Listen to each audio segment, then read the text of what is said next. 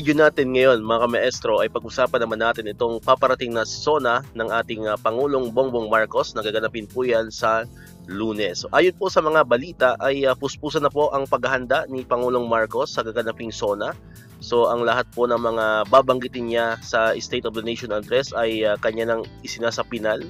Ayan, so kinancel din daw ni Pangulong Marcos lahat ng kanyang mga lakad, mga appointments, no, para makapag-focus siya sa pag-finalize ng kanyang speech, no, sa darating na SONA 2024. Ayan, so ang tanong natin dito, ano ba yung mga ine-expect nating marinig, no, mula sa kanyang State of the Nation Address? Ay natin yung sa pangkalahatang mga, sa lahat ng mga Pilipino, no, sa lahat ng sambayan ng Pilipino. Bilang isang Pilipino, ano ba ang mga gusto mong marinig, no, na mga bibitawan niyang mga salita, no, sa darating na SONA?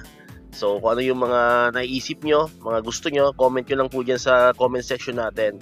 And then syempre, hindi rin papahuli yung mga ka-maestro natin dyan sa mga teachers.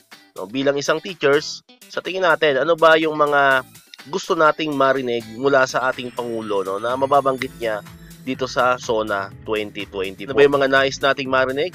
Nais ba nating marinig yung salary increase? Nais natin bang marinig yung mga iba't ibang mga programa para sa mga teachers? Ayan, so kung ano yung mga gusto nyo, mga wish nyo, pwede nyo pong i-comment yan dito sa ating video sa comment section. Ayan, para naman malaman natin ano yung boses ng sambayan ng Pilipino, no, para dito nga sa SONA 2024 ng ating Pangulong Marcos. So muli, maraming salamat sa inyong panonood at pakikinig.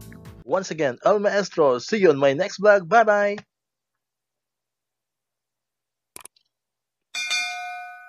1, 2, 3